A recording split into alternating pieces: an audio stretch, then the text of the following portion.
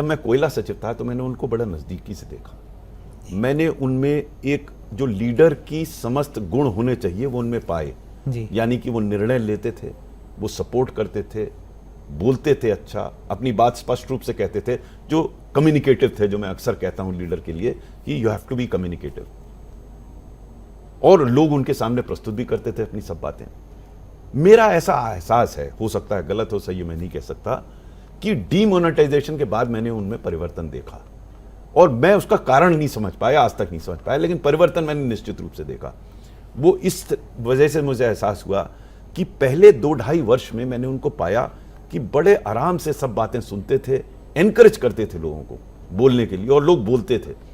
आपको मैं बताना चाहूंगा कि वो हर 3 माह में हम लोग को चाय पे बुलाते थे, सब सचिवों को, और चाय तो कहना छोटी चीज़ है, उसमें अच्छा खाना पीना रहता था, बहुत मज़ा आता था और बड़ी अनौपचारिक चर्चा होती थी, और वो प्रेरित करते थे सबको बोलने के लिए, और सब बोलते थे।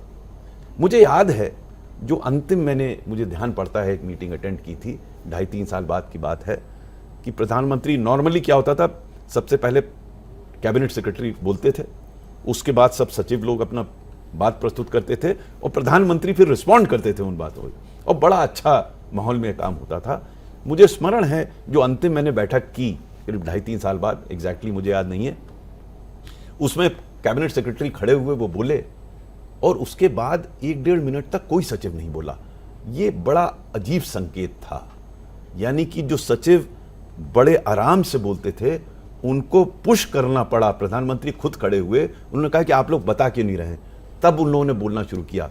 ये एक सिग्नल था कि शायद कुछ परिवर्तन हो रहा है। अब वो क्यों हो रहा है मैं नहीं कह सकता, हो सकता है कि कुछ बैठकों में मैंने देखा है कि प्रधानमंत्री कुछ नाराज हो जाते थे, जो मैंने पहले कभी नहीं देखा था। एक आध बैठक में काफी नाराज हो जाते थे वो अधिकारियों पर, पहले बिल्कुल नाराज नहीं होते थे और बड़ा रिलैक्स एटमॉस्फेयर में होता था बैठक।